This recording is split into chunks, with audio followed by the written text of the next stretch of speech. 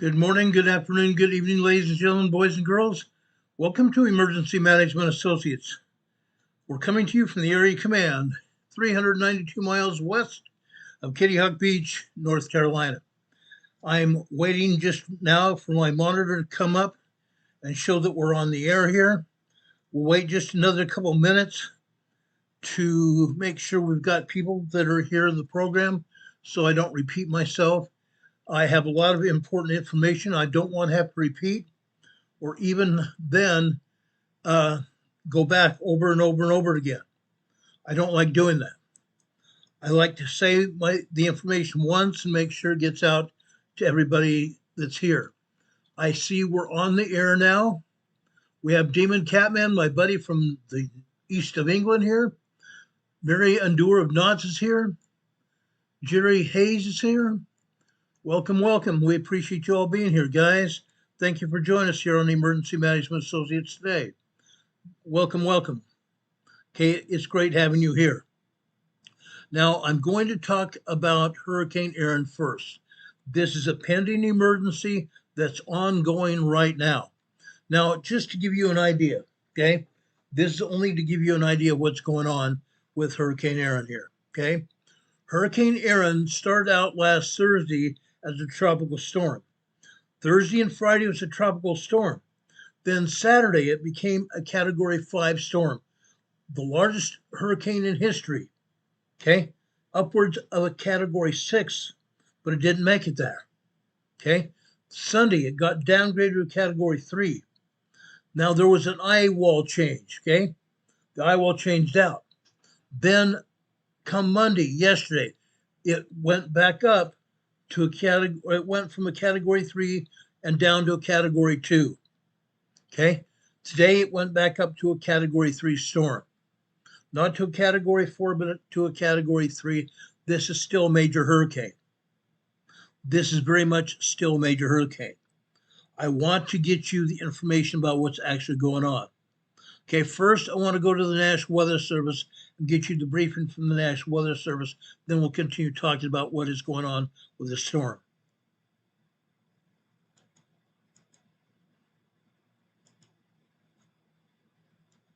Fox Weather. She's in Jacksonville Beach this morning here. Good morning, Katie. Good morning, Christy. Yeah, we've spoken with officials here who say not only is it the big waves and the dangerous rip currents they're worried about, but they're also worried about high tide and how much that water could potentially reach the dunes here and get closer to the waterfront homes and businesses and all the people inside of them.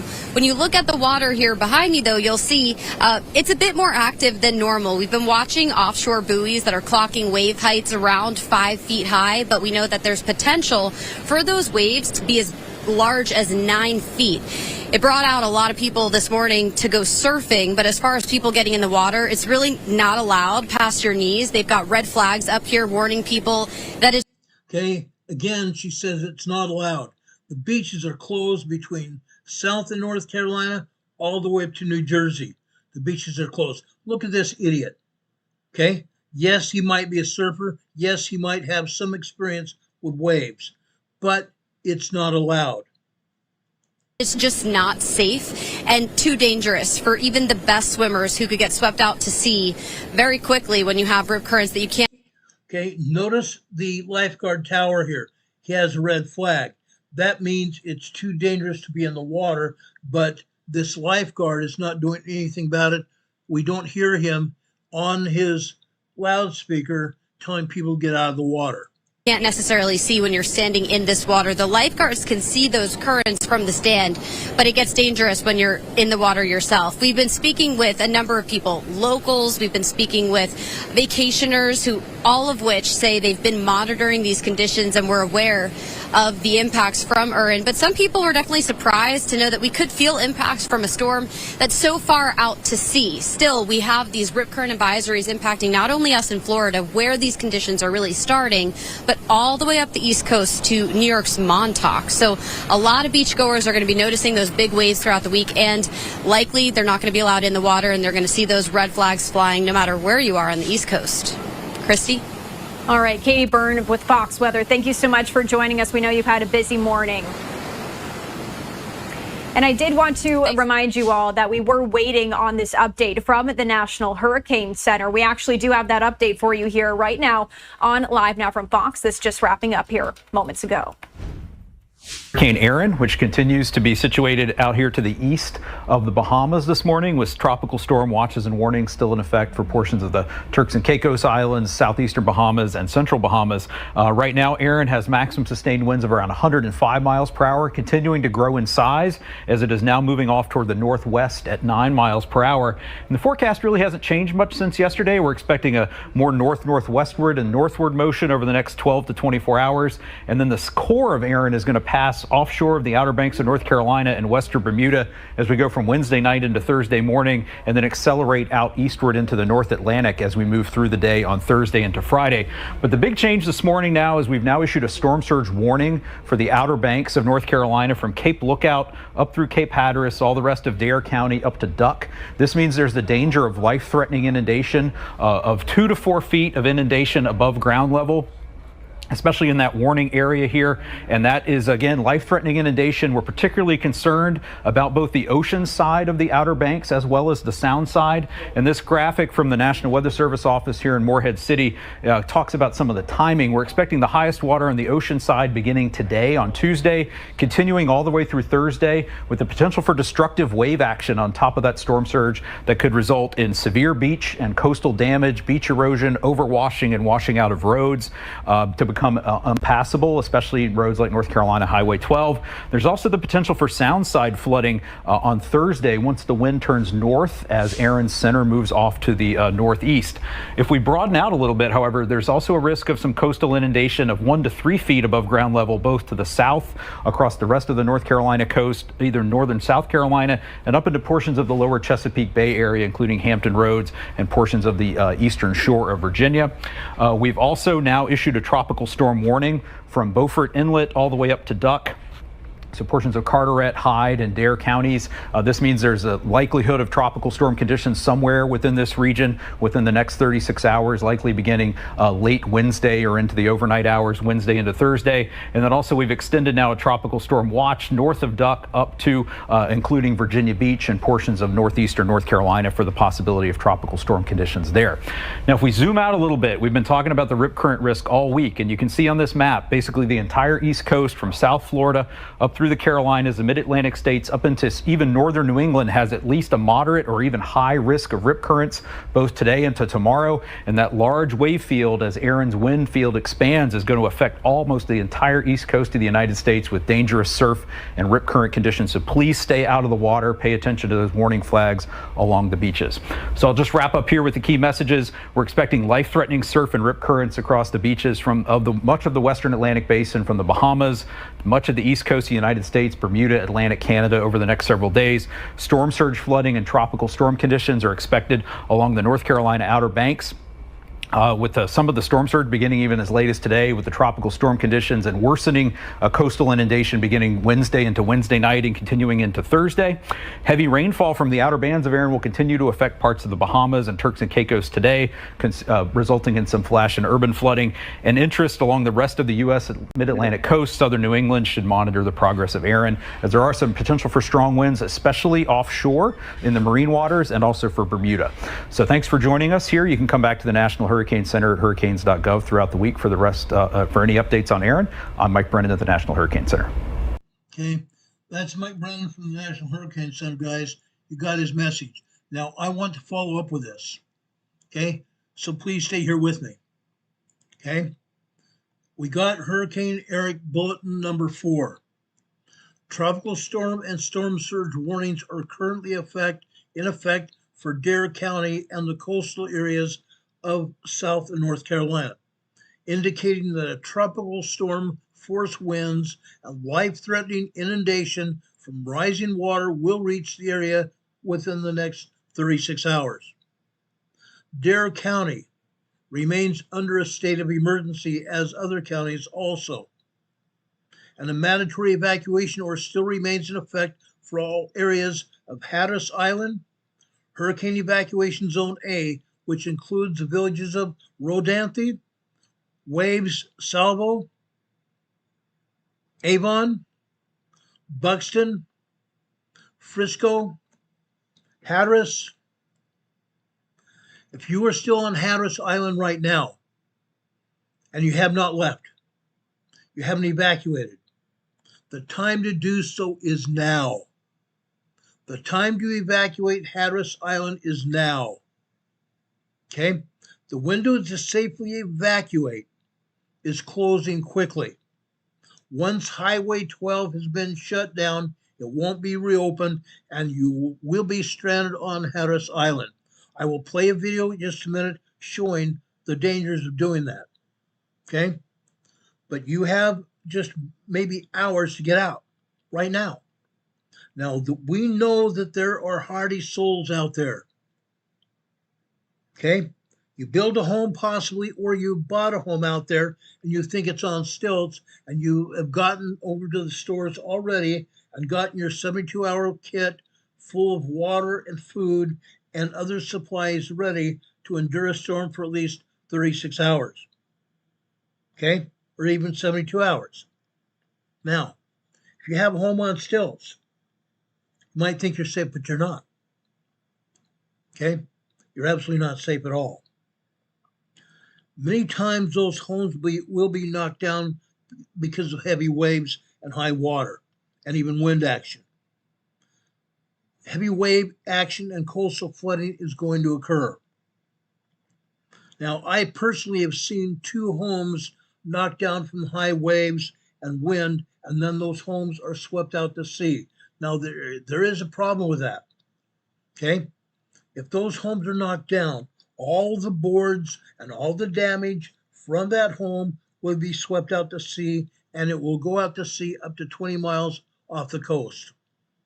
Okay?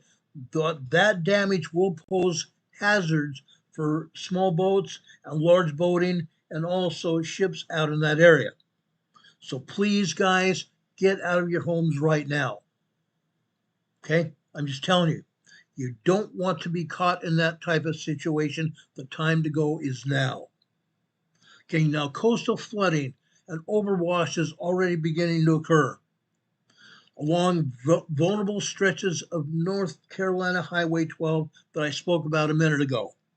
Okay, overwashes have already occurred, meaning ocean waves are already going over the highway.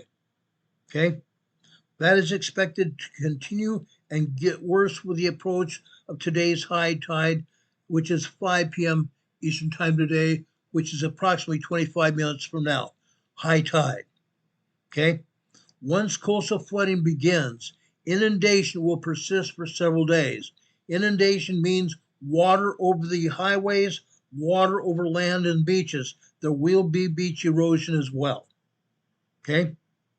North Carolina Highway 12 is expected to become impassable in the coming hours, making it very extremely difficult, if not impossible, for emergency services personnel, first responders to respond to calls for service. Once you're out there and first responders can't get to you, you are on your own.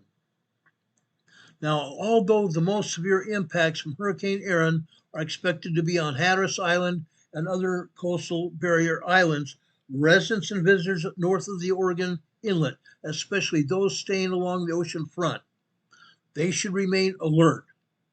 Be mindful of rising ocean waters as a storm increases, as a storm passes.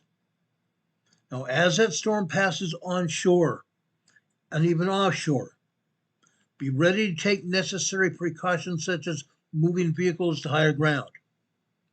Moving vehicles to higher ground. You're not going to get much more of a warning than this. Okay? You have only hours literally to respond. Let me play another video for you that emphasizes the extinct deep need to get out now.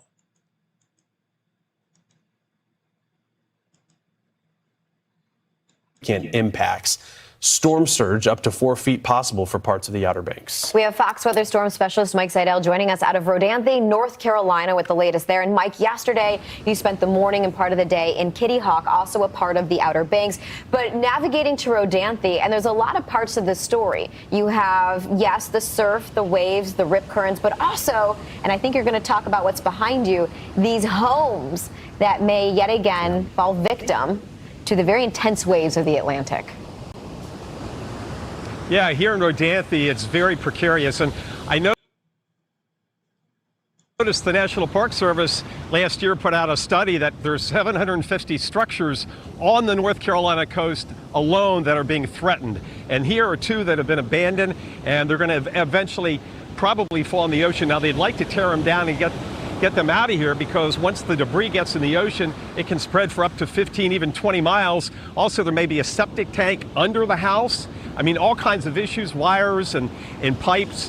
But right now, these 2 are abandoned. There's another one up the beach, right at the end of where Highway 12 went before they put in the S-curve, and that is sitting there. That's in worse shape. Basically, the only thing living there is a big horde of pigeons. But you get the sense, as the tide goes out this morning, we had high tide about 2 hours ago, an hour and a half to 2 hours ago.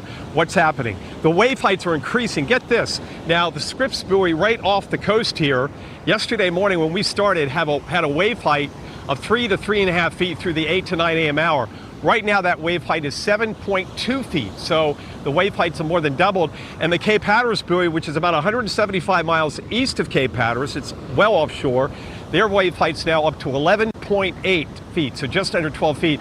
And they'll continue to increase as that swell propagates up the coast from Erin, which right now, from where we're standing, here comes the water, and the tide is supposed to be going out. But there you go. You've got this big push. I was getting ready to say, Erin right now is 740 miles, 45 miles plus or minus southeast of where we are. So it's got a long way to go. As we've mentioned on the air, it has slowed down to about 7 miles an hour. So this gives it a chance maybe for the wind field to expand, and we know it's going to grow in size geographically. So the wind field expands, and because of that, the Hurricane Center yesterday afternoon put out a tropical storm watch and a storm surge watch for this area. Inundation, we're expecting right now 2 to 4 feet above normally high ground, and that's going into Wednesday and Thursday. I can tell you earlier, the high tide came right up to the dune line. Now, this dune line is pretty hefty, not as high as what we've seen coming up here or coming down here, and rather yesterday in the Kitty Hawk Nags Head area. So they have some protection. We've got a lot of homes back here. I think they're going to be okay, but it's these homes that, well, are already abandoned.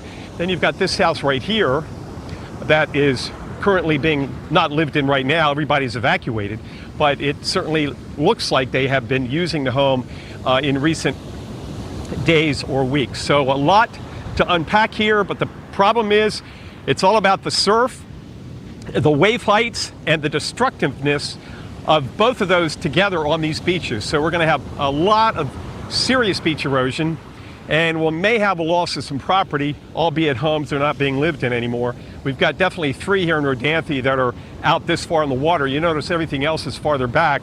I think those are going to be okay, but you know, as the water gets higher over the years, they've lost about a dozen homes here in the past 4 years. In fact, they lost 6 alone last year during tropical storm weather and also nor'easters. Let me show you what happened here last August. This is the result of Hurricane Ernesto. Ernesto was a higher grade Category 2, and then it moved into Bermuda. It landfalled in Bermuda as a Cat 1, so that's hundreds of miles away, but enough water and surge and surf to knock down this home here in Rodanthe. And then you can see what happens on Highway 12 with the overwash.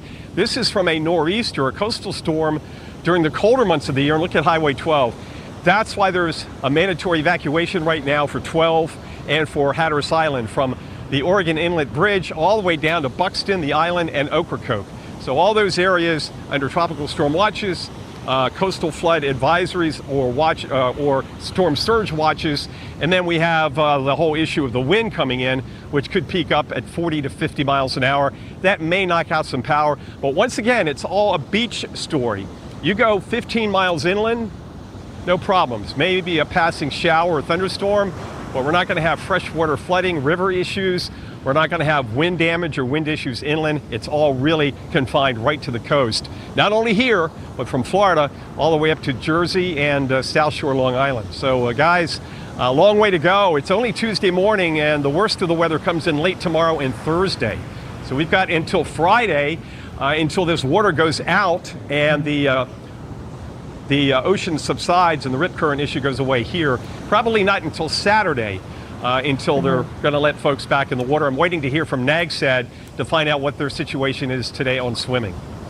Yeah, I know some of the beaches have already preemptively decided to close because of some of the water rescues from yesterday, Mike. But to your point, watching these homes and watching how much sand gets brought up with the current as we head in through the next few days. So a lot to digest coming out of the North Carolina Outer Banks area, as well as those homes there. I mean, which Steve and I were looking at them thinking, gosh, at one point that was prime real estate. No doubt. Very sad to see. All right. Oh, yeah. And Go ahead. And you got to wonder how deep the pylons go into the sand. That's, if they go really deep, that helps. But if you've got 15 to 20 foot waves, and just imagine the force of that kind of wave hitting this building, it's no match. Yeah. So if these homes are gone by Friday afternoon, I would not be surprised at all. We'll see what happens. But again, it would be nice to clean it up, get them out of here. But it's very, very expensive, and they're just not going to do it with these homes, as far as I can tell, because they've been sitting here empty for a while. For a long time, yeah. Hey, if those waves can move a home, it can also move you, so keeping people out of the water as well. Fox Weather Storm Specialist Mike Seidel out of Rodanthe, North Carolina this morning. We'll see you later, Mike. Okay, that's the story from North Carolina. This is true.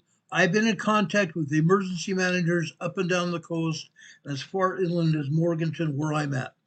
Now, where we're at on the foothill of North Carolina, the foothills, we're at approximately 1,200 feet above sea level. None of this is going to affect us. We may get a stray storm, a thunderstorm or the like, but we're not going to be affected. We're not going to be affected at all. Okay? But it is the coastal areas that are going to see the inundation.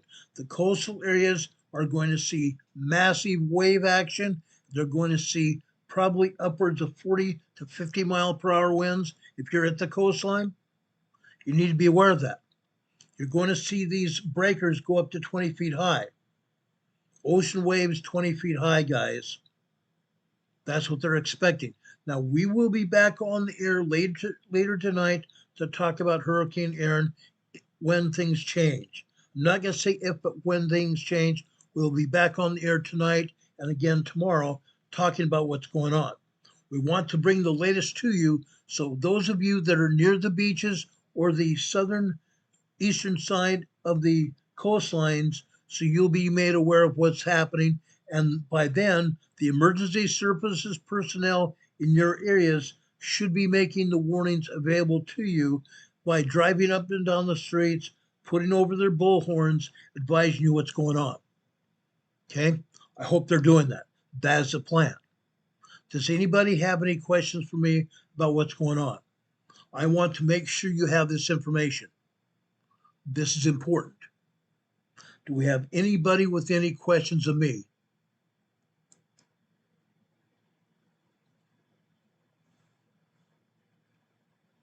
Jeanette Vessel, thank you very much. Yes, I'm a kind man, but it's not the first time I've ever heard that. But guys, I'm very serious. I'm an emergency manager. I've been working in the field for years and years and years.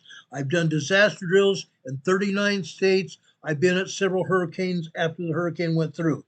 I've helped hurricane recovery. I know what's happening. I've seen it. I've seen people's homes inundated by the hurricane, winds, heavy rain, and flooding. You need to be aware of this. This is no joke. This is going to happen. Now, while this hurricane may not hit the coastline with full force, the outer bands of the storm are going to do that. The outer bands of the storm are going to do that. Let me see if I think I've got a picture here, a slide here that I should show you here of what may happen. Okay? Let me see if I can bring this up with you.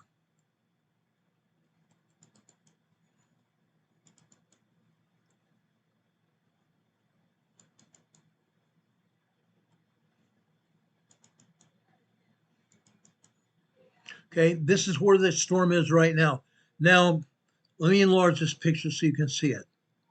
Okay, look at this. This is Hurricane Erin. Yes, it has moved north. It's not hit the coastline of Florida like some of us thought it might because it was headed in a northwesterly direction. Now it's gone full north, okay? Right between the shoreline and Bermuda, okay? It's going to continue. See the cone, the hazardous cone of uncertainty here. It's in the purple area, the cone of uncertainty. This is a computer models where the storm is likely to go, okay? They are no longer showing the storm hitting land at all. But the outer bands, you can see the outer bands here. Okay? Let me make this a little bit smaller. You can see the outer bands of the hurricane. The outer bands of the winds are going to hit us. Okay? They're going to hit the shoreline and inner parts of the states and cities where they're at. Okay? The outer band winds are going to spin off tornadoes and thunderstorms. The outer band winds are going to spin off tornadoes and thunderstorms. You can be aware of that. You need to be aware of that. Those big, huge thunderstorms and tornadoes can still do damage. Whether or not the main part of the hurricane hits you is immaterial right now because you are going to see thunderstorms. You may even see tornadoes here within the next 24 to 48 hours, depending on where you're at. Okay, sometime tonight, we're going to see the storm hit offshore of South and North Carolina. Then it's going to proceed north over into Virginia.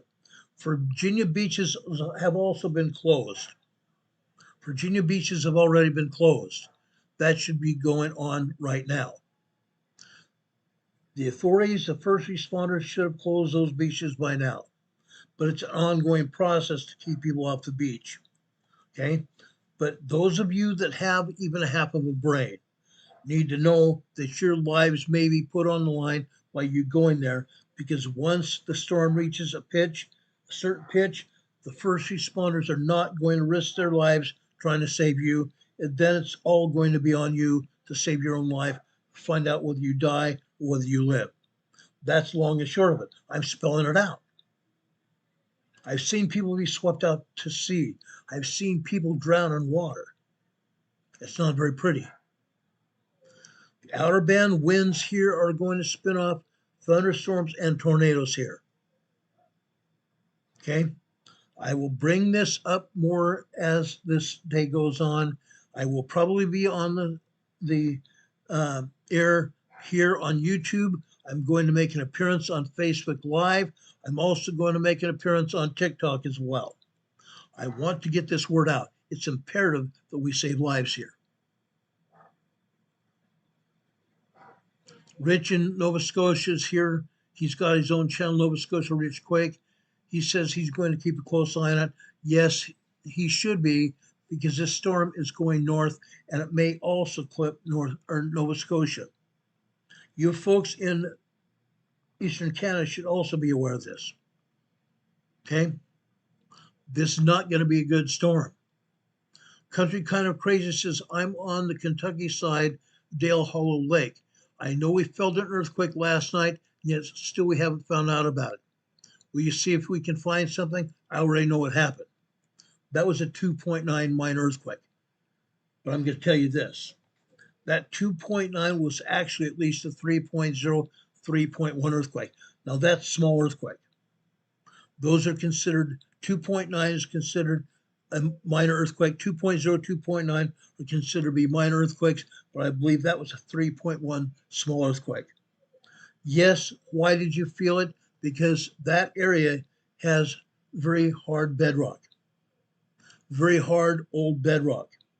And that bedrock can carry sound and physical waves for miles and miles and miles, up to probably 100 miles away. The bedrock in this area of North Carolina, Kentucky, Tennessee, South Carolina, going all the way up into New Jersey, heavy duty bedrock, very thick, hard bedrock. The waves of an earthquake, the seismic waves of an earthquake can carry for a long distance. If you remember several years back, we had a 7.1 earthquake in Virginia. It's felt all the way up into Washington, D.C., and even parts of Massachusetts. Okay, that can happen. We've been keeping an eye on what's going on here in North Carolina and even up and down the eastern coast of North America in the way of earthquakes. We're going to talk about that tomorrow evening. When we come on the air after 4 p.m. tomorrow evening, we're going to be talking about earthquakes on the east coast of North America. Okay? Now,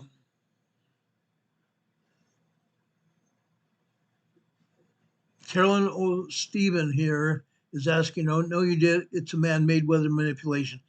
Guys, I'm not saying whether or not this is a weather manipulation. I believe the weather has been manipulated. Okay? I'm going to say this why. I'm going to give you this instance, for instance. Again, back on Thursday going into Friday, Hurricane Erin was then just a tropical storm. Then all of a sudden between Friday and Saturday, it went from a tropical storm nothing to a Category 5 major hurricane. A Category 5 major hurricane. Then between Saturday into Sunday, it underwent an eye wall change. Underwent an eye wall change. When those things happen, then you have to understand that the hurricane is a low pressure system. When it undergoes an eye wall change, the pressure goes from what it was 100 or goes from 914 millibars on up to 985 millibars. That's what happened. Went from very low pressure to a higher pressure. That resulted in this hurricane, this Category 5, dropping down to Category 3. Then between Monday into Tuesday, it became a it became a Hurricane Cat 3 storm. From last night into today, it dropped down to a Category 2. This is still a major hurricane. It's a Category 2 storm. Now, it could go up to a Category 3, maybe a Category 4 within the next 48 hours. That remains to be seen. And again, we're going to keep a very close eye on the storm and report to you any changes, what's happening. Why? Because we want to save lives. That's the whole purpose of this program, is to save lives. As you know, last year in September, we underwent a big hurricane here that was weather manipulated. Okay, it hit the northern Florida coast over off the Gulf of America, went through the Florida coast on up into Georgia, south of North Carolina here. We had heavy winds sustained up to 65, 70 miles per hour here inland. The top of the Blue Ridge Mountains here, 65, 70 miles an hour, and heavy rain. Heavy rain and flooding. I could show you pictures of the flooding. The Catawba River where I live is normally not more than 100 feet wide. All of a sudden it became 800 feet wide. Severe flooding of shopping centers in the area. Golf courses surrounded by water. Football and baseball fields underwater. Incredible. Big, huge storm. We talked about this. I gave you the information at the time. We lost power for nearly 2 days where I live. Many other people lost power for days and even weeks. One of our friends had a home here in Morganton last year. They had 100-year-old trees in their yard. 3 of those trees came down on their house. 3 of those trees came down on the house. They lost their house. Total it. One of those big, huge trees fell onto their upstairs bathroom and completely tore apart the upstairs of their home. The other 2 trees took out the rest of the house. They were very lucky. One of their daughters that lived in one of the upstairs rooms went out of the house with her mother And she really didn't want to go, but she decided to go with her mother, and that's what saved her life. If she hadn't gone with her mother, that tree would have come down on her home and killed her. The family's safe today. That happens. We are on the air to save lives here.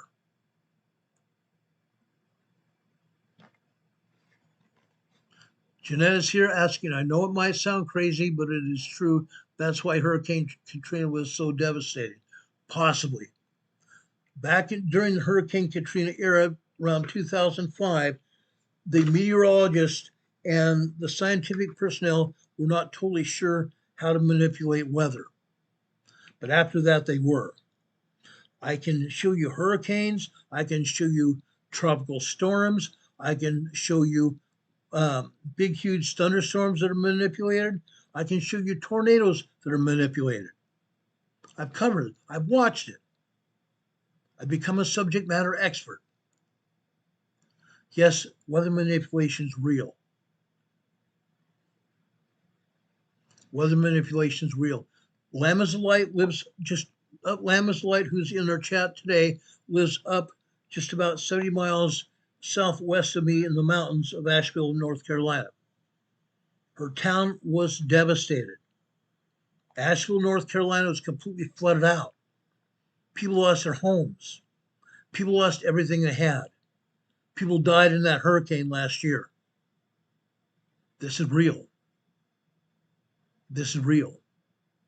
Hurricane Heather says definitely 100%. Absolutely. I am praying for everybody as well, Jeanette. I think everybody should. Everybody should understand and pray for everybody. People that are here, if you have people, your friends, your relatives, anybody that's here on the East Coast, near the shoreline, even Charlotte, which is the capital of North Carolina, you need to pray for those people.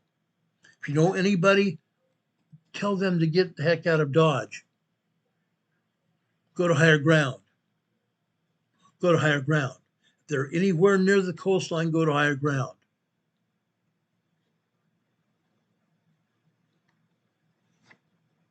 Rosemary Arnold says, I apologize if I've broken any rules. One of the rules we have here is you don't use all capitals in your chat. You can use a capital letter at the beginning of every sentence, but that's all. Okay? You can't use foul language here. You can't denigrate any member of our that's in our chat, and you definitely will not denigrate me. I won't tolerate it. This is my home. This is my home. You guys here in the chat are members of my family, and I'm very sincerely protective of members of my family. Now, while I'm talking about family, if you've not already known, please subscribe to our channel. If you've not already subscribed, please subscribe to our channel. And when you do that, right next to the subscription button is a small bell icon. Click on that bell icon. When you click on that bell icon, a drop-down menu of 3 items is going to come up. When you see those 3 items come up, click on the word ALL. That should get you notified when we come on the air. Okay? I'd ask you also to share this program far and wide. Any information we have here is pertinent to you, your family, and your loved ones, or anyone else.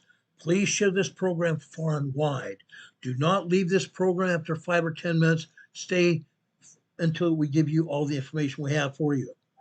Otherwise, just coming into this program and leaving is not going to get you anywhere. Not going to get you anywhere. We put out information for a reason, to save people's lives. Okay? So stick around. YouTube looks as another thing. Give us a like. Give us a thumbs up. YouTube looks at that. They look at the number of people in the chat and how much you chat. They also look at the number of people that are watching this program. They look at that. They look at the amount of time you spend here on this channel. Otherwise, they do not let anybody else see our program. We want to get this message out about emergency preparedness. We want to get this information out that can save people's lives. This is very vital. No one else on YouTube does this. They don't talk about the emergencies. They don't talk about the disasters, and they don't talk about emergency preparedness. Yes, there are people here on YouTube that talk about earthquakes. There are news channels that talk about hurricanes and other storms, but no one else but me, Emergency Management Associates, meaning all of you. We talk about emergencies and disasters of all kinds, not just hurricanes. We talked about active shooters. We've talked about factories and oil refineries and other buildings and homes that all of a sudden blow up for no reason. We talked about railroad trains that derail and then spill their contents on the ground, and then stupid people that light those contents on fire and spread the contamination, not just on land, but in the air, poisoning people, killing people. We covered a derailment in Palestine, Ohio. We did. That train derailment spilled toxic chemicals on the ground. And then the people from the railroad and the people from the state of Ohio decided they were going to violate the law, knowingly violate the law. There are specific regulations whereby a chemical can be disposed of. They didn't follow that, but instead they lit that chemical on fire and spread the contamination over the land and into the air, poisoning people. The contamination also flowed out into the rivers and streams and polluted the rivers there, the Ohio River, for example, and the various other tributaries and streams and creeks in that area. Poison them. And today, even today, the groundwater there is poison because of that horrible event. We covered it. We interviewed a senator, and now he's not a senator anymore. He's the vice president of the United States. We talked about important people in that area, and we interviewed them. I'm getting this information out because all of you are important. You and your families are important to us. Okay? Any questions? Okay? Also, you want to help support this channel. Down at the bottom of your screen right here, you're seeing our PayPal addresses go by. Okay? If you want to donate to our channel, you can donate to our PayPal locations here. You see our addresses. You see our email address, rltnspdema at gmail.com. If you like what you see, tell us about it. Leave us an email. Tell us what you like, what you don't like, and even what you'd like to see us talk about. Also, our addresses here, our mailing address, 504 Bethel Road, Box 401, Morganton, North Carolina. Zip here is 28655. So you can leave us a card or a letter.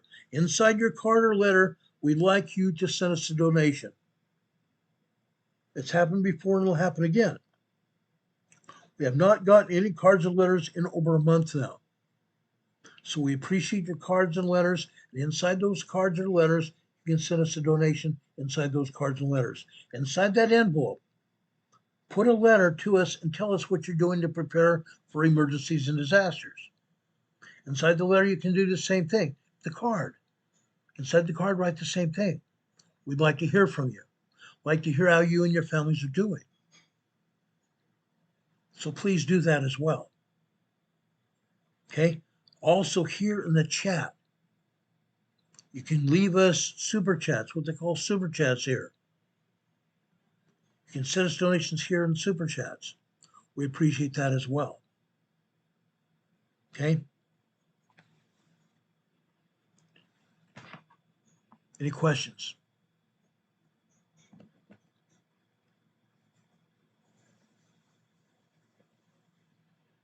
Rich, I'll try to help with that.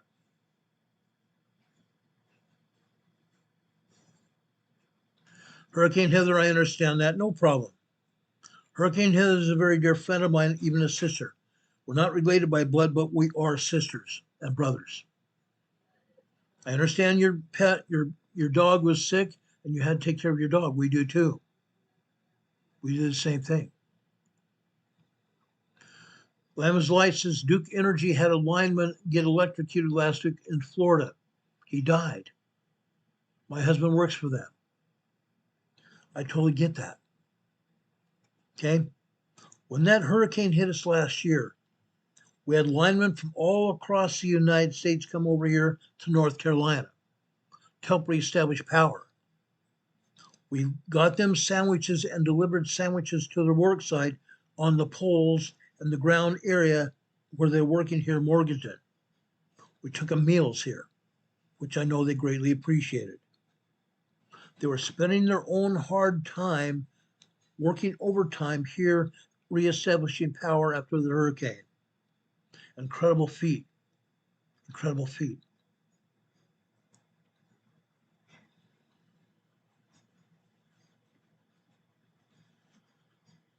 Does anybody else have any questions or comments here? I want to get this information out about Hurricane Erin because it's very important. It's affecting a lot of people. It's affecting a large number of people all over the United States. Okay, that's done. I want to talk about earthquakes now. I want to talk specifically about earthquakes around the world first. There are a few earthquakes we need to talk about, and then we're going to talk about earthquakes in Southern California. Let's go over to the USGS map here. Okay, I'm going to take down our EMA banner here. I'm also going to take down our webcam for a few minutes. I set this map up to show you the earthquakes over by the Kamchatka Peninsula. The past 3 weeks, we've had anywhere from 6.8 to 7.4 up to 8.8, 9.4 earthquakes. Now you know that they advertised having an 8.8 earthquake just off the coast of the Kamchatka Peninsula. It was actually a very mega quake. It was actually a very mega quake, 9.4 magnitude quake. A full plate rupture. Two different plates here, guys. Two different plates. The Pacific plate and the obtuse plate. Two different tectonic plates, and it was a full plate rupture. 9.4 earthquake, guys. Did a lot of damage. Caused a tsunami all over the Pacific Basin, all the way down to New Zealand and Australia and Japan, all the way down to Singapore, all over the Pacific Basin, all the way down over to the southeast side of South America, Central America, Mexico, California, tsunami. Hawaii, in fact, Alaska, caused a major tsunami. We're still having earthquakes here. Let me show you this.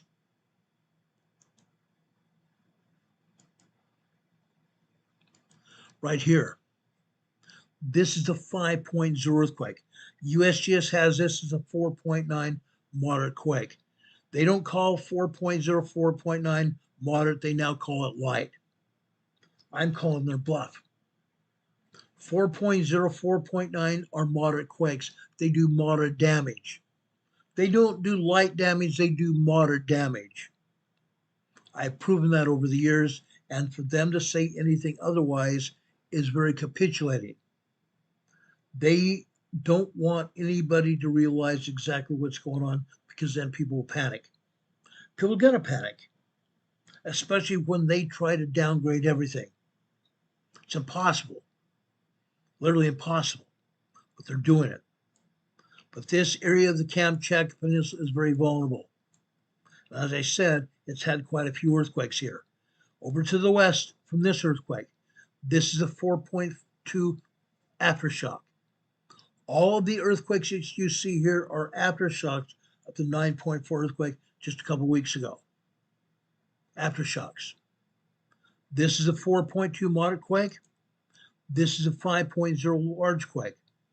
Further south here, this is another 4.6 moderate quake. Further south here, it's another 5.0 large quake. This large quake, guys, This large quake, guys, is 80 kilometers deep. 80 kilometers deep. While this large quake up here is only 17 miles deep, or kilometers deep. Further down here to the south in the Kuril Islands, this is another 4.6 earthquake, 23 miles deep. So we've had 2 large earthquakes and 3 moderate earthquakes right here. Let's go over here to the Aleutian Island chain. Right here. This just southeast of Aveyah, Alaska. This is a 3.2 small quake here.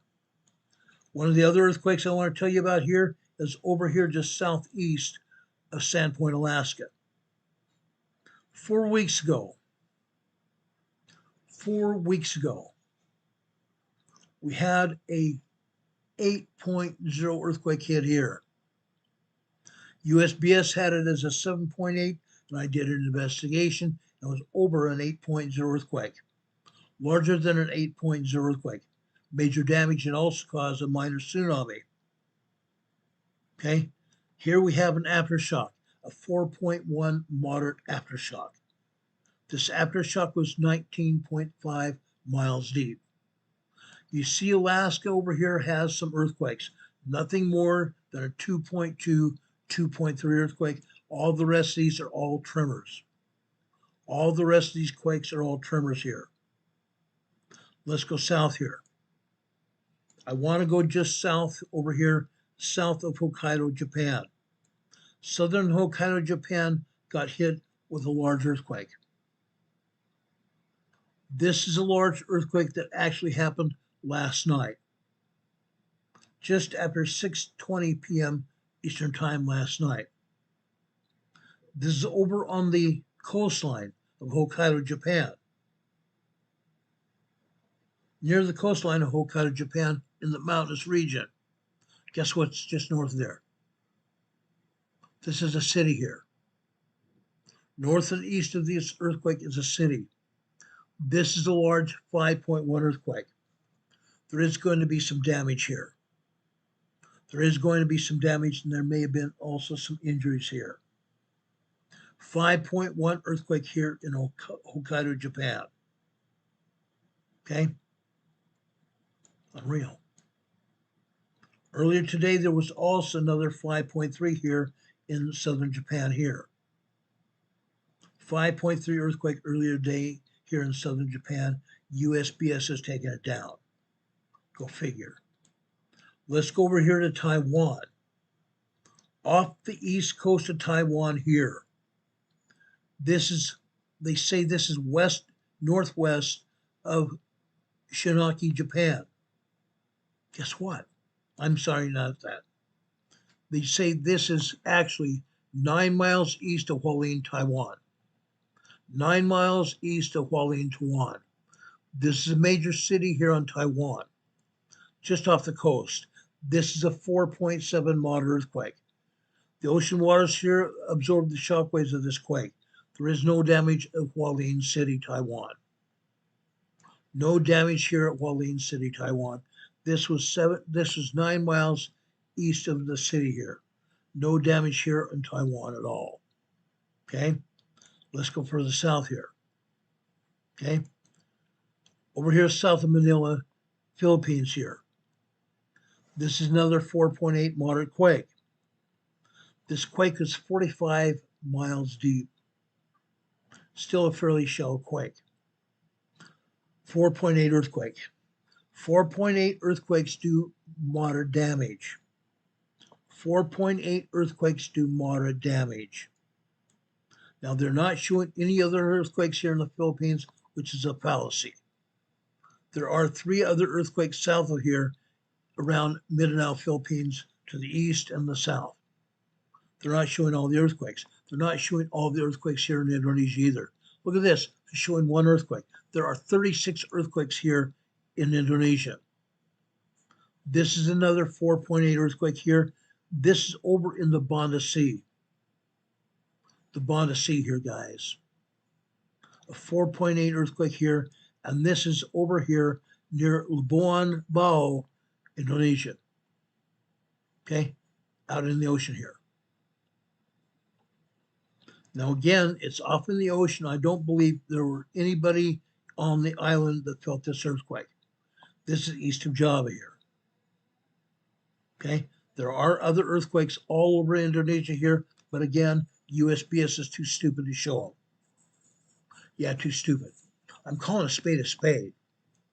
I know there are a lot of people don't appreciate it, but I don't care. We have the preeminent seismic agency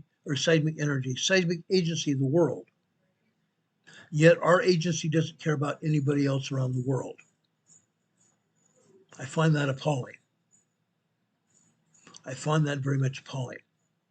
Over here in Papua New Guinea, this is another large earthquake here on land.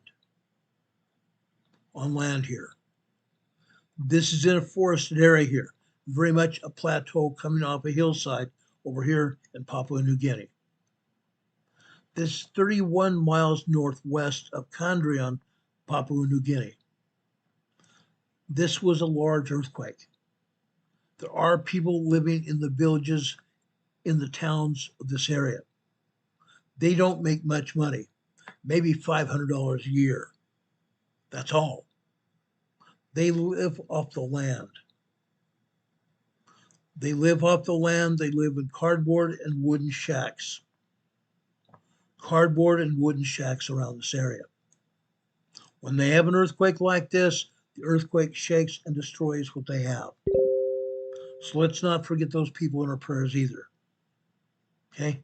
Papua New Guinea here with a large 5.0 earthquake.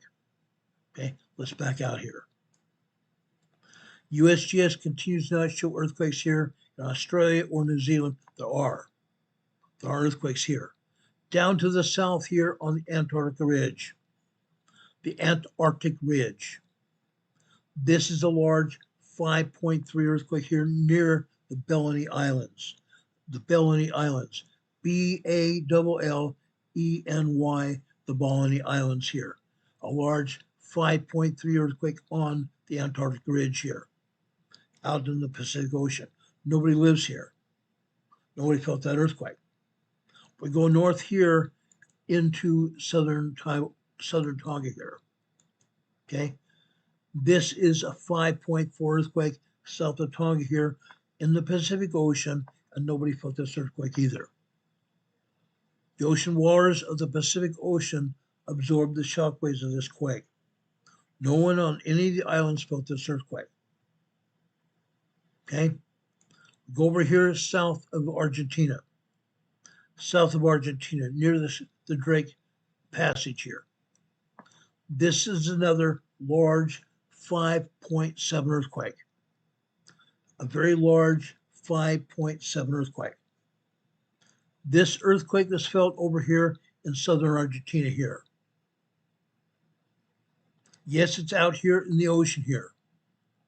But there are islands with people on them. These people felt this earthquake. 5.7 large earthquake here. Just a few weeks ago, we had a large, or a very large, it was a major 7.4 earthquake down here. Major 7.4 earthquake down here just about 3 or 4 weeks ago. We're still having aftershocks. This 5.7 is an aftershock of that 7.4 earthquake.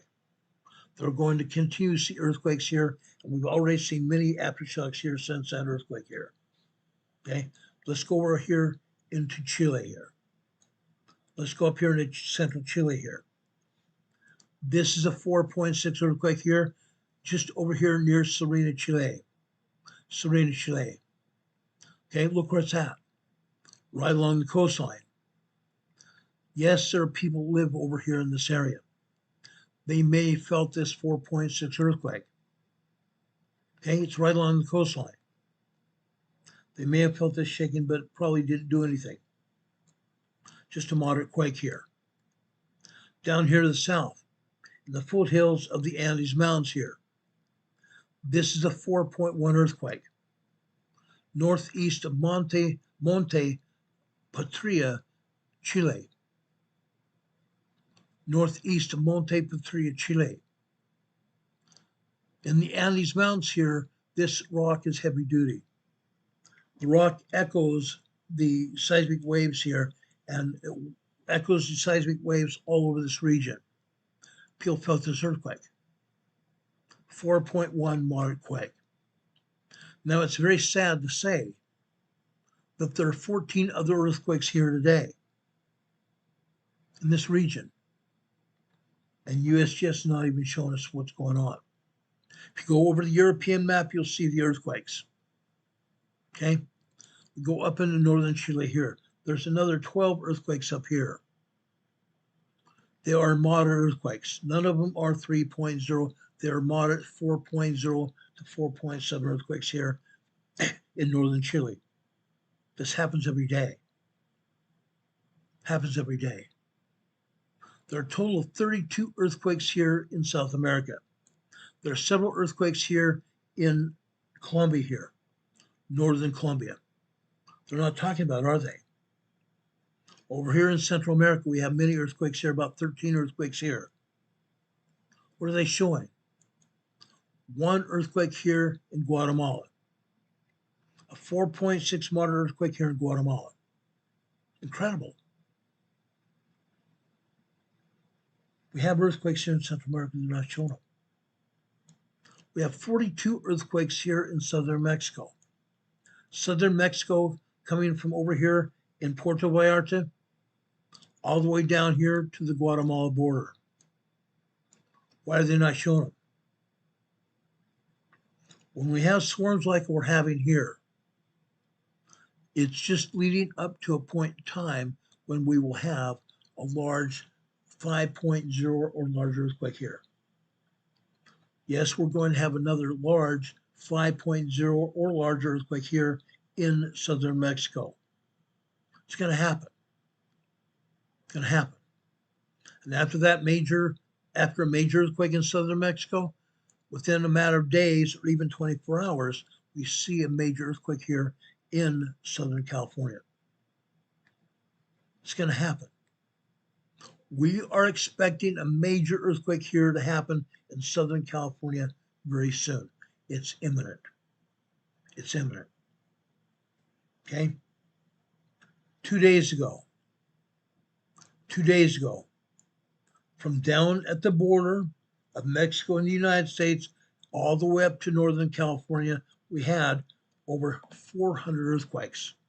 USPS wants to tell us we had over 100 earthquakes. Guess what? Guess where those 100 earthquakes were? They're not talking about earthquakes up and down the entire coast. The 100 earthquakes were over here. The 100 earthquakes were over here in Sonoma County, California. This area here had over 100 earthquakes. Why?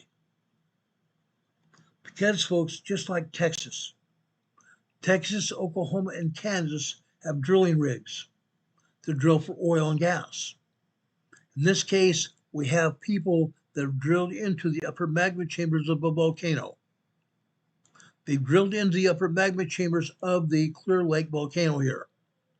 This is the Clear Lake volcano here.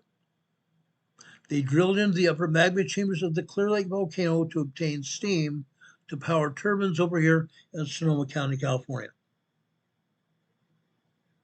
To power turbines here in Sonoma County, California. This is the geysers area. Yes, we had over 100 earthquakes here. We reported on it. But it's not over. It's not over. We have earthquakes here every day. Anywhere from between 20 to 40 earthquakes a day right here in Sonoma County. The reason is because we have people that dug deep into the earth, deep into the upper magma chambers of this volcano to obtain steam to power turbines to generate electricity here. That's what's going on here. That is exactly what's going on here. Look at this red earthquake here. I'm going to turn it blue like this. This is a minor microquake. A 0.8 microquake here. Look where that earthquake is near. Look at that. This red earthquake that just happened, a 0.8 microquake, happened as a result of digging into the upper magma chambers of that volcano to obtain steam, to power turbines in this facility right here. Throughout the hills here of Sonoma County, California, they have 81 turbines. 81 turbines to generate electricity for 4 to 5 energy conglomerates. The primary one is Pacific Gas and Electric. Just to the north here, just to the northwest here is the place where they have the drill points. Now, if I could, I'd show you a very close-up slide, the drill points here. You can actually see the drill points, okay? Each of the roads here have PVC pipe tubing carrying the steam down to this turbine facility here to generate electricity. The PVC pipes are alongside each and every road here in the geysers facility. Each and every road here pumps that steam to these turbines to generate electricity here. There are a lot of them. There are a lot of them here. Over here. Now I can't get that close, but there's another turbine facility here. And just to the north of that turbine facility, there's a drill point there. Okay? Over here. Here's another drill point. Over here, here's another drill point. You see an earthquake here. This is a 1.2 tremor here in the geysers. Up here, you see another turbine facility here. Guess what? Right next to it here in this clearing here is another set of drill points.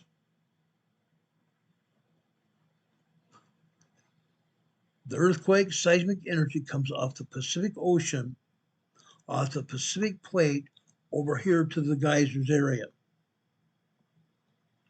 The seismic energy transfers from the Pacific Plate to the North American Plate to the holes in the ground that were dug. The man-made holes become man-made earthquake faults. Man-made earthquake faults. That's why we have these earthquakes here. That's why we have these earthquakes here, and they happen every day. There's not a day goes by that we don't have multiple earthquakes here, usually between 25 to 30. Well, I've seen upwards of 40 earthquakes a day here. But the other day, there was over 100 earthquakes here in this area. There was even one of the earthquakes that was a 4.5 earthquake. I showed you that as well. And again, right here is the Clear Lake volcano. The Clear Lake volcano, guys. And yes, we have had earthquakes here at the Clear Lake volcano. It is an active volcano. It is an active volcano. Okay? You need to know that. Down here in the southern Cascadia region here, we have two quakes. We have this quake over here on the Mendocino Fault. This is a 1.6 tremor here. This is east of Petrolia, California here on the Mendocino Fault. The Mendocino Fault and the Gorda Escarpment here are separate faults, but the Gorda Escarpment runs from east to west out here in the Pacific. The Mendocino Fault runs from the coastline of the Pacific Ocean all the way east for about 100 miles. The Mendocino Fault. One other earthquake we have here on the San Andreas here. Yes, this is the San Andreas Fault, northern part of the San Andreas Fault. This is a 2.0 earthquake here. A 2.0 earthquake here. Now, just briefly, before we get started on the earthquakes in Southern California, I want to come up here into Washington and show you what's going on here. Over here, this body of water from the Pacific Ocean over here towards Washington State here to Seattle, Tacoma area is called the Strait of Juan de Fuca. The Strait of Juan de Fuca. Right here, we had an earthquake here this morning.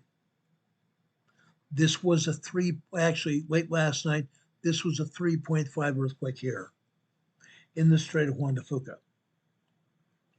Further south here, in the Puget Sound, we had a 1.3 earthquake here, a tremor in the Puget Sound. Let's go further south and east here.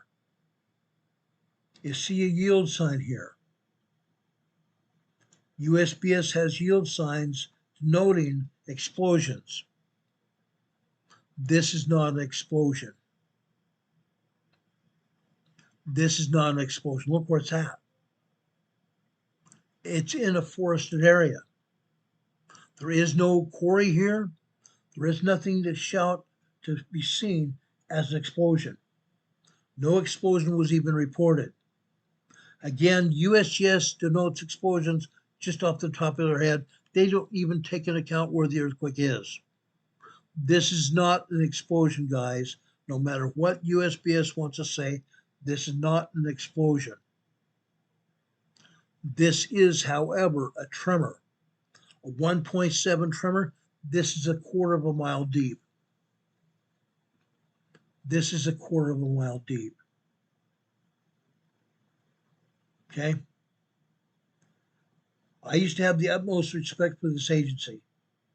I don't anymore. They lie, they cheat, they steal. Politicians tell them what to say and what to do.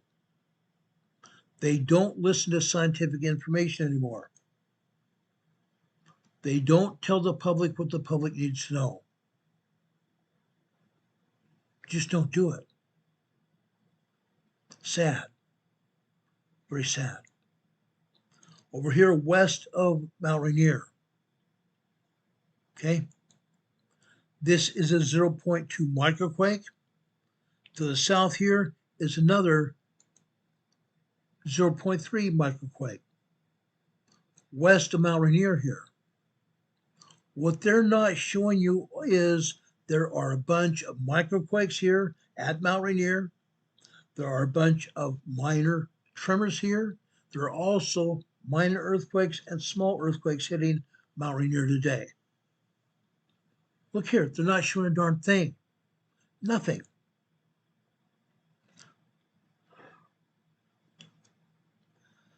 Yesterday I showed you seismographs, the graphs from the computer seismograph. I show you definite graphs showing you activity at these volcanoes. The volcano doesn't just die overnight. Earthquakes happen here every day. And the earthquakes are getting larger, and there are more earthquakes each and every day.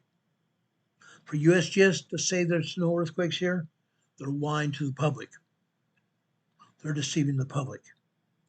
The same thing goes over here at Mount St. Helens and Mount Adams, and further south down here to Mount Hood, further south over here to Newberry and Bachelor Mountain, Newberry Volcano and Bachelor Volcano here, and further south down here to the Sisters Volcanic Complex, 3 different volcanoes here in the Sisters Complex, and even down here to Crater Lake. Crater Lake used to have 5 seismographs around the lake. They turned them all off except for basically one. One on the central south part of Crater Lake, the volcano. And most of the time they don't report correct information here either.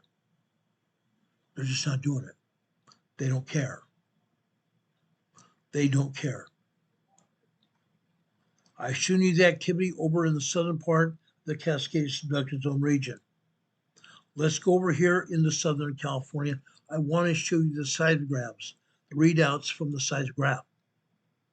to show you there is seismic energy going on here in LA. Now, before I get started on that, you need to understand one thing. That's this. The strength of the earthquakes in Los Angeles has lessened. The strength of the earthquakes overall in Southern California has lessened. The number of earthquakes has not lessened. The number of earthquakes is still there, but the strength of the quakes has lessened here in Southern California. Okay, let's show you what's happening here in California here. Good old Southern California.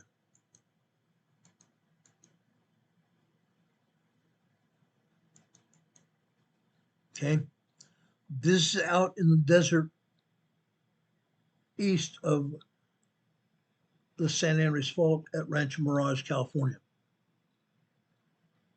Look at the number of tremors here. We usually don't see earthquakes here at Rancho Mirage, but we've seen an increase in seismic activity in the way of tremors here. You're seeing microquakes and tremors here at Rancho Mirage, California. Okay, let's go out to Victorville. Still out here in the desert of Southern California. This is right smack dab on the San Andreas Fault. Yes, we've had earthquakes here in Victorville before. One of our EMA family members lives here in Victorville, Isaiah's granny. Yes, we're seeing some tremor activity here. There may have been one earthquake here. One earthquake here, guys.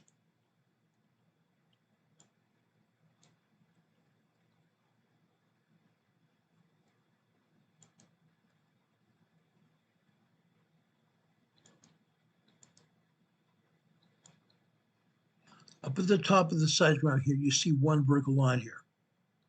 One longer vertical line. This vertical line here doesn't show us the top of the line. It shows us the bottom of it. This earthquake here happened at approximately 5:10 a.m. this morning. This was a 2.7 earthquake, a minor 2.7 earthquake here on the San Andreas Fault, just outside Victorville, California. Yes, you can see tremors all over here. That's normal. Tremors that you see here is normal here in Victorville. This shows you what's going on here on the San Andreas Fault. The San Andreas Fault is locked and loaded. Locked and loaded, ready to go. Okay, let's continue this program here. Okay, I want to go over to Los Angeles now. Okay, want to go over north of Los Angeles. This Del Amo. This is a suburb of Los Angeles to the north, Del Amo. In the past weeks, we've had small and minor earthquakes all over this area in Del Amo. Today, we're not showing anything but tremors. Nothing but tremors here in Del Amo, California. And that's all fine and good. Let's go across east to Fontana. Fontana is just west of the San Andreas Fault. Look here in Fontana. A week and a half ago here in Fontana, we had a 4.5 earthquake here and a bunch of other 4s and 3s. USGS didn't say anything, but they showed the 4s and they showed the other 3.0, 3.5 earthquakes on the seismograph. But they only reported the 4.5 earthquake here in Fontana. Interesting, because the seismic energy is still hitting here in Fontana. Look at that. Anywhere from 2.5 minor earthquakes, all the way up to 2.8, 2.9 earthquakes happening here in Fontana, California. Yes, we are seeing tremors here as well, but minor earthquakes mostly here in Fontana, California. It's still very busy. Don't let USGS fool you to say nothing's going on. They want everybody to believe nothing's going to happen, but it is. Okay? Now, while we're out at Fontana, I want to go down west to Mariloma. Mariloma is just south of Loma Linda, which is a home to the world-renowned Loma Linda Medical Center. Yes, we have seen 3.0, here in Mariloma. Again today, just like Fontana, we're not seeing anything here but tremors. Nothing but tremors here in Mariloma, California. This is just south and west of Fontana. Okay? Let's keep going here. I want to take you back to north of LA, to a town called Moore Park. Again, a suburb of Los Angeles. They might say nothing's going on in Los Angeles, but look at this. Up on the top of this side right here, right off the top. Now, this particular side round started off last night at 5 p.m. 1,700 hours at 5 p.m. The second time here is 1,800 hours on the second black line here. The top black line is 5 p.m. yesterday evening. We come over just before 5:02. We see a bunch of tremors. At 5:02, we see some minor 2.4, 2.5 earthquakes, and suddenly, we see 3.0 small earthquakes.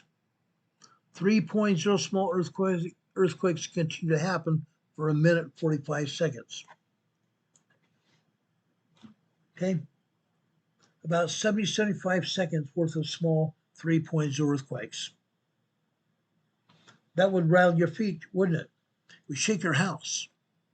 You'd feel slight shaking. Not big shaking, but slight shaking. Moving under your feet.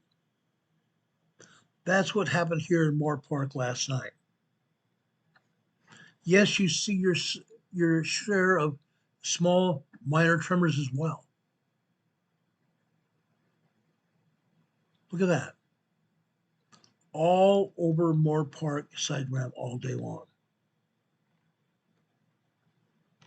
All day long. The center of this side ramp here covers midnight here.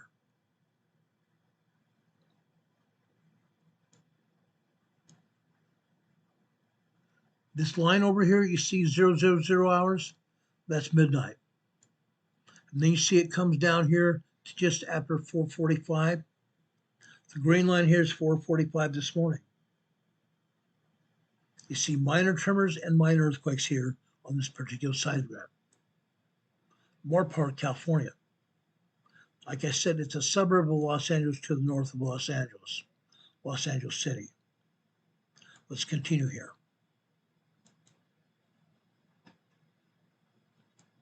Pardee. Pardee is also north of Los Angeles. All we see here are tremors. Nothing but minor tremors. We may have had 1 or 2 minor earthquakes here, but that's all. Look at that. Tremors, maybe 1 or 2 minor earthquakes here. Things just slow down here. Okay? The larger earthquakes have slowed down, but the tremors and minor earthquakes are still there. Okay? That's what's happening here. Let's continue. Okay. I want to go up to the north coast of Los Angeles to Playa del Rey, Marina del Rey. This is a place that has very expensive homes, and off the shore in the harbor, we have expensive boats and yachts. Expensive boats and yachts right here. Playa del Rey. Very quiet. Yes, in previous weeks, we've had 3.0 earthquakes here and tremors. Now all we've seen are just minor microquakes and maybe 1.0, 1.2 tremors and nothing else. Nothing else. very quiet here on the North Shore of Los Angeles. Let's go down to the South Shore of Los Angeles. Okay? I'm going to take you to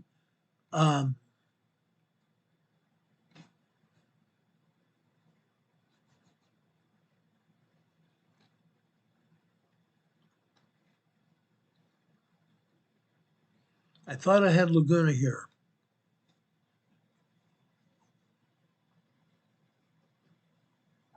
Yes, I do.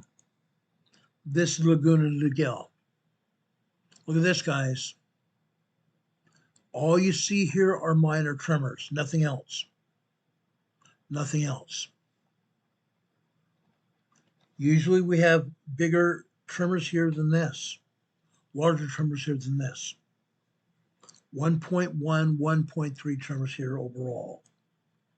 But it's ongoing, literally all day long here. Okay? We've shown you north of LA. We've shown you the coastline north of Los Angeles and south of Los Angeles. We're not done yet. Okay? I want to go now over to Rancho Palos Verdes. We had fires here last year. After the fires, we had landslides. We had rain landslides. Up at the top here, you see a 2.1 earthquake. A 2.1 earthquake, and here you also see tremors and microquakes. Tremors and microquakes. Tremors before this earthquake hit, and tremors and microquakes after it hit. Rancho Palos Verdes Estates. Okay, let's see here. Let's go over to Rinaldi, California. Minor tremors here. In the past few weeks, we've had full-blown minor earthquakes and small earthquakes here in Rinaldi, California. I want to go over to Rio Hondo now. The same thing applies at Rio Hondo. There is nothing more than minor earthquakes. I should say minor earthquakes, minor tremors here. Nothing more than minor tremors here at Rio Hondo. Things have calmed down a great deal here. Things have calmed down a great deal here at Rio Hondo, all over LA. I want to go over to Anaheim, California now. This is Anaheim State Street in Los Angeles. Look what we have here. In the past weeks, we've had minor earthquakes and we've had small earthquakes. We even had one 4.4 earthquake here in Anaheim, California. Now, all we see here are minor tremors.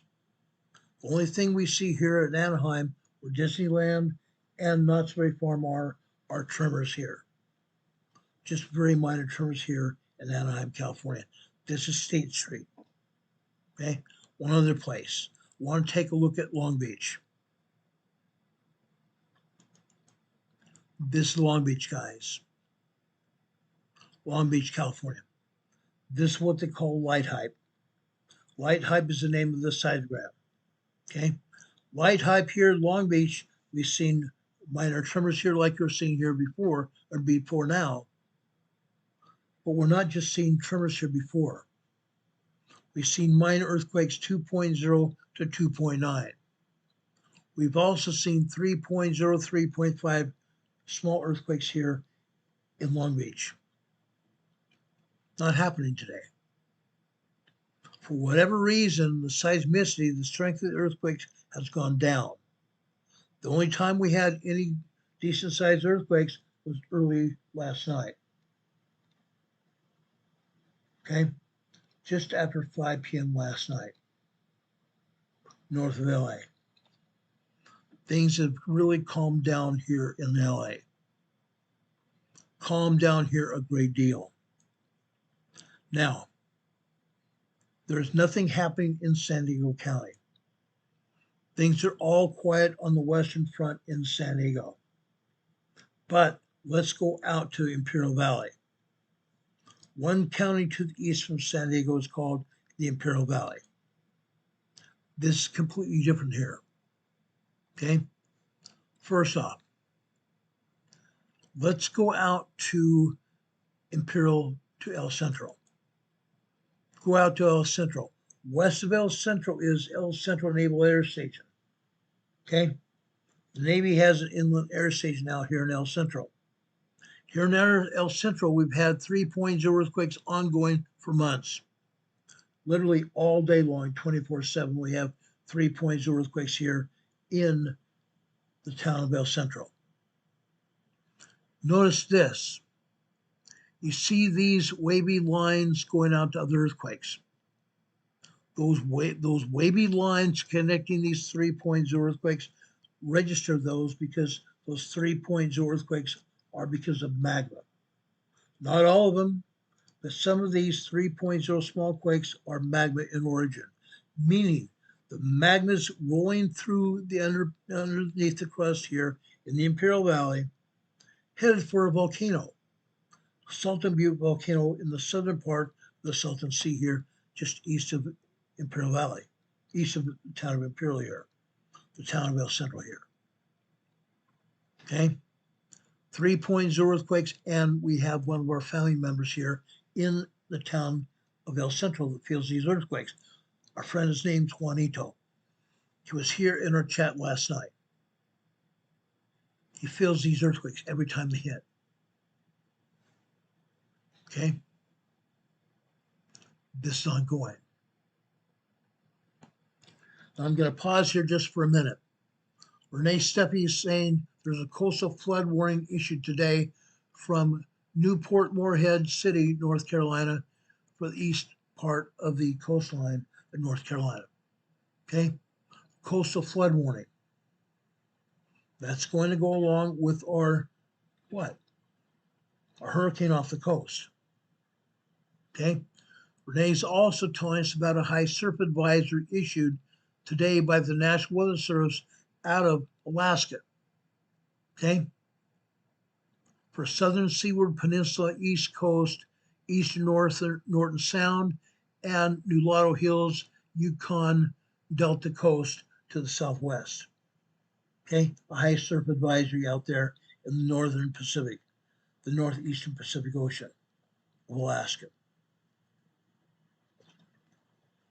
A high surf advisory. Now, I don't know why they would have high surf other than storms off the coast of Alaska. Yes, they may have storms here in Alaska that they don't always tell us about.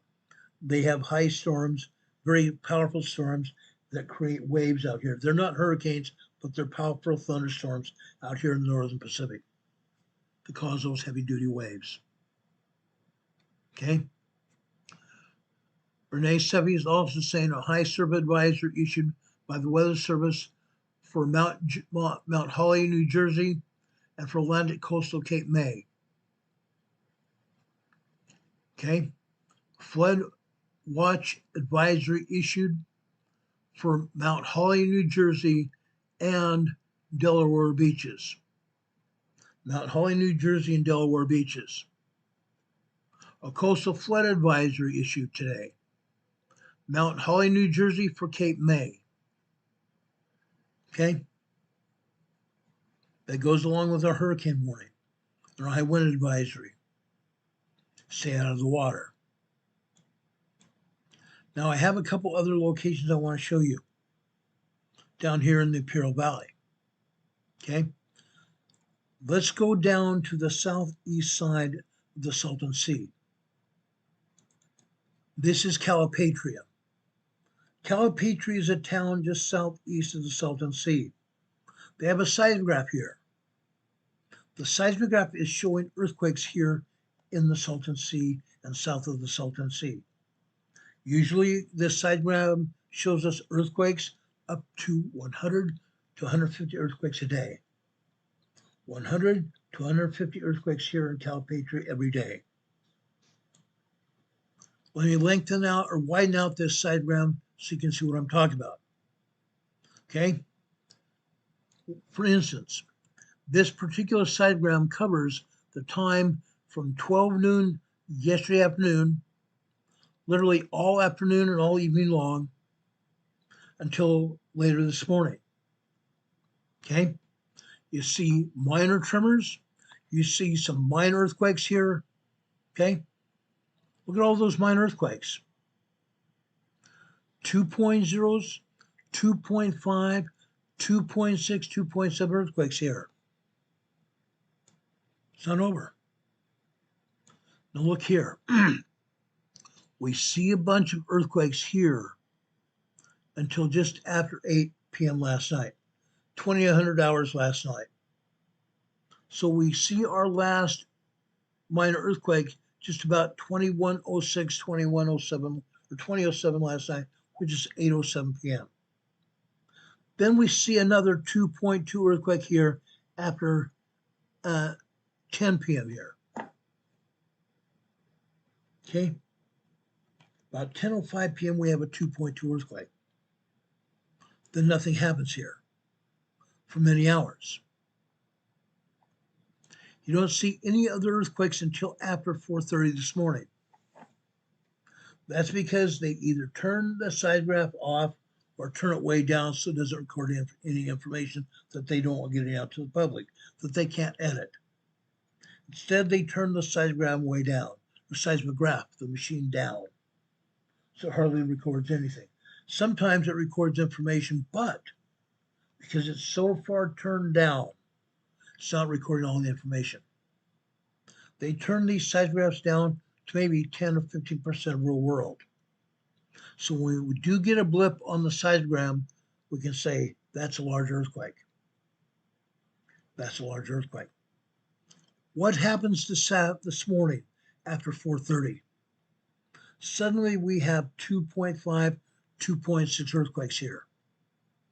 The red lines here are computer generated over the top of the seismograph line that gets the attention of the seismologist.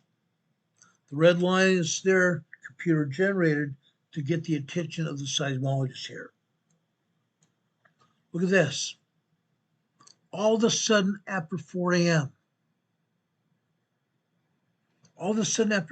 we have like 40 earthquakes. 40 earthquakes and a bunch of tremors as well.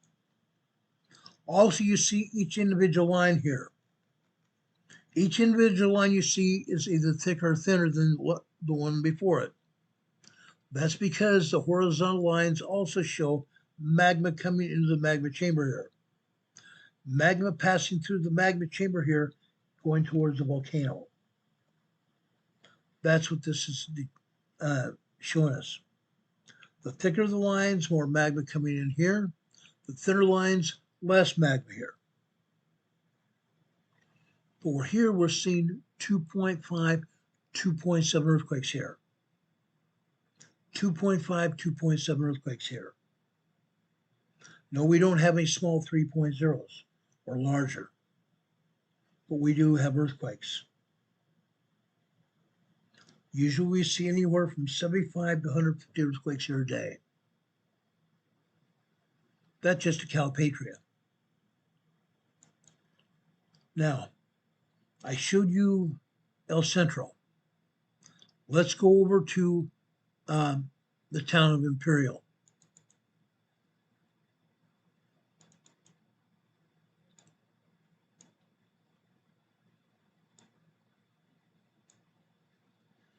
Now, I don't know what just happened here.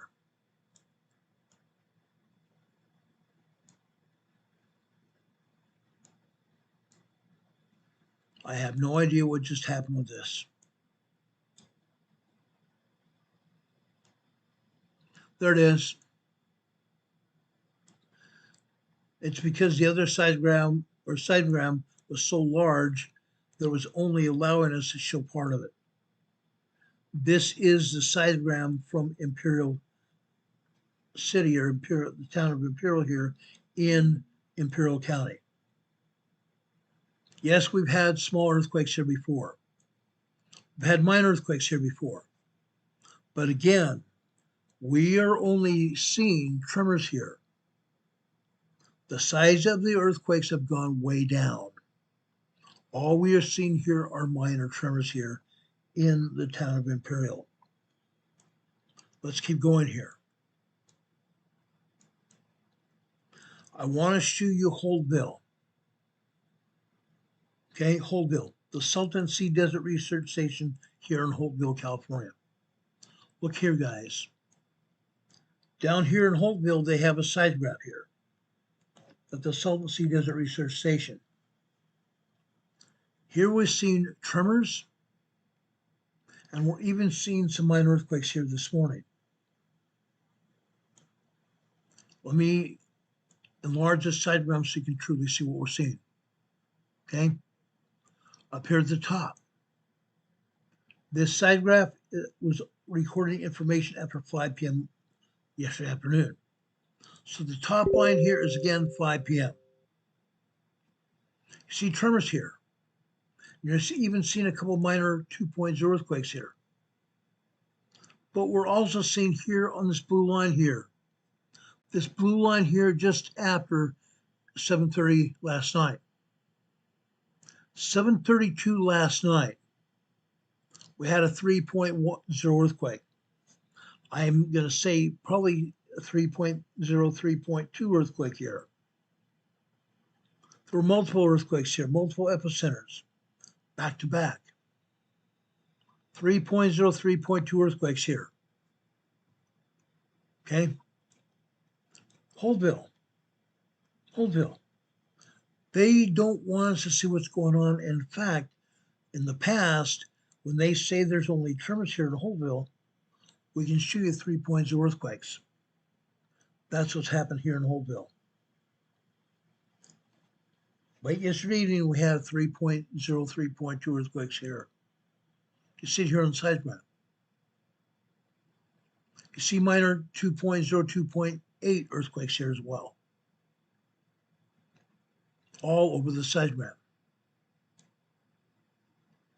Imperial County is having earthquakes that the USGS is not showing. USGS didn't show us this, did they? Not going to happen. I want to show you one more seismogram here before we leave. Okay? This seismogram is over at Bombay Beach. Bombay Beach is over on the central part of the east side of the Salton Sea. Bombay Beach is over on the central side of the Salton Sea. While this is Bombay Beach, you need to realize that the San Andreas Fault runs all the way from Northern California, all the way down here in Southern California, and down here on the east side of the Salton Sea. Here you see Bombay Beach. Look at the earthquakes here. Look at the earthquakes, guys. This happens every day, 7 days a week, 365 days a year. You see these earthquakes, guys? They are 3.0, 3.5, possibly even 4.0 earthquakes. Let's look over here at the earthquake on the black line on the left-hand side here. This happened after 8 p.m. last night. Just after 8 p.m. on this black line here, we had some tremors. Then all of a sudden, those tremors became 2.7, 2.8 earthquakes, 2.9, 3.0 earthquake sequence, and the earthquakes lasted for just a minute, or 2 minutes, I'm sorry, 2 minutes. The 3.0, 3.5 earthquakes lasted 2 minutes. The top and the bottom of this earthquake sequence was cut off, meaning this earthquake was larger and the agency doesn't want us to know the true strength of this quake. But look out to the right side of this earthquake. Okay, you see a small triangle there that goes out to the right. The small triangle lasts just about a minute, 60 seconds. That tells me that this earthquake was at least a 3.5 earthquake. 3.5 small earthquake here lasted 2 minutes. Look at all the rest of these earthquakes. These are at least 3-point earthquakes. This earthquake down here that you see here on the green line here, okay, long-lasting earthquake here. This earthquake started at 12:45 a.m. this morning. The top and the bottom were cut off. Out to the right. This earthquake here lasted 3 minutes. Lasted 3 minutes. Off to the right, we see another triangle here. This is a secondary wave. The secondary wave in this case lasted almost a full 2 minutes, which means this earthquake is probably a 3.6, 3.7, maybe even a 4-point earthquake. One that lasted 3 minutes. The secondary wave lasted 2 minutes. That tells us this earthquake was far larger than a 3.0, probably at least a 3.5 to 4-point earthquake here in the Imperial Valley, Bombay Beach. Every one of these earthquakes are longer lasting earthquakes here. They just don't happen for maybe 10, 15 seconds. These happen for several minutes here. Each and every one of them here. Yes, we see some tremors and we see some microquakes, but we also see these large earthquakes. USGS didn't show them. They never will. They never will. You have to go find the seismograms to find these earthquakes, because the agency doesn't want us to know about it. Any questions? Any questions about the Sultan Sea? Any questions about the earthquakes throughout Southern California? Things have calmed down, but what I'm going to tell you is this. I don't think this calm down will last very long. I'm going to keep a close eye on this as we see an increase in earthquakes on or around the Salton Sea or on or around the San Andreas Fault. I'm going to tell you about it. Because again, we are expecting at least a 6.5 to 7.0 earthquake to happen near the San Andreas Fault, probably within the next 10 to 12 days. It could happen after that, but I don't think it'll go much beyond that. Major earthquake, 6.5 to 7.5 earthquake in the next 12 to 15 days at tops. Tops. Okay? That's what's happening here. Okay? Tariq Ramadan says, if you declare with your mouth that Jesus is Lord, yes, we do.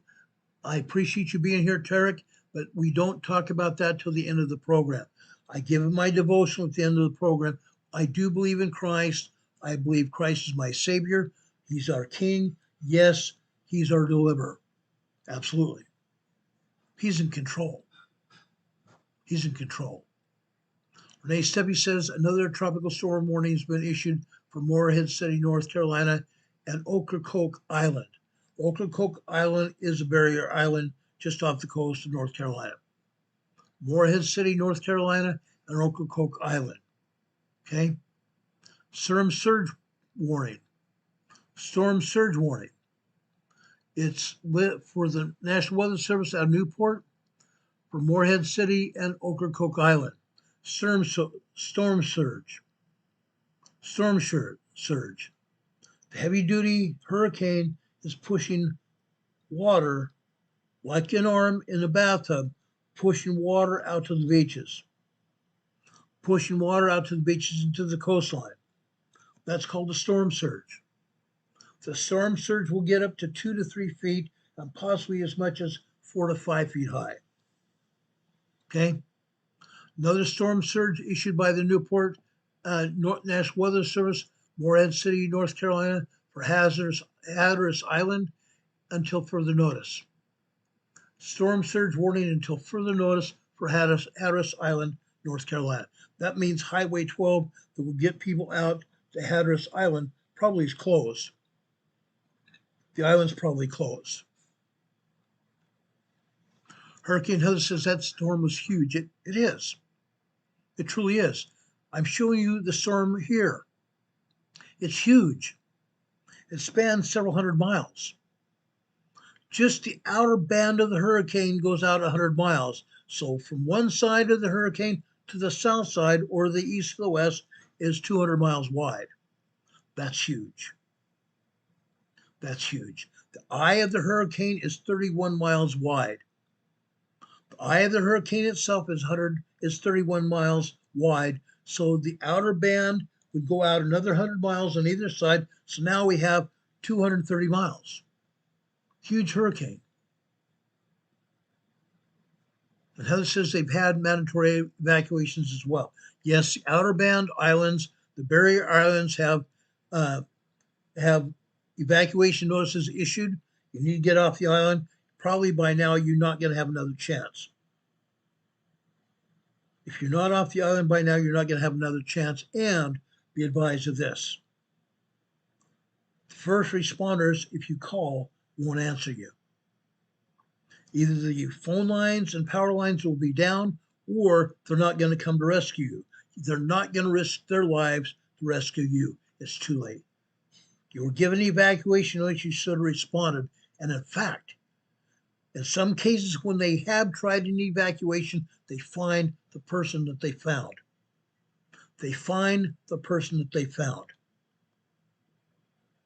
So you've been issued the warning, you should have gotten off the island by now.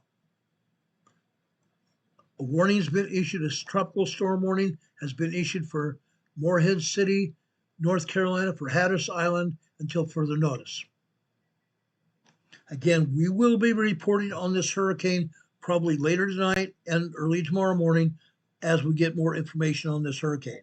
It is hitting the shoreline of South and North Carolina right now and going to hit Virginia probably midday tomorrow. Okay? You can join this channel here just below this video here. You'll see our program description. There is a link at the top of the program description to join here as a member of the EMA program here on YouTube. You can do that. Be advised, as soon as I get off the air here, I'm going over to TikTok to put up the hurricane warning on TikTok as well. Any questions? Any questions? Now, as I told Tarek just a minute ago, I have my scriptures here. Okay? I'm going over to the book of Acts, chapter 2. I'm going over to verse 37. Okay? Now, here, the apostles are talking about Jesus Christ having raised people from the dead. Actually, let's go down to verse 32 and then go over to verse 37. This Jesus hath God raised up, whereof we all are witnesses.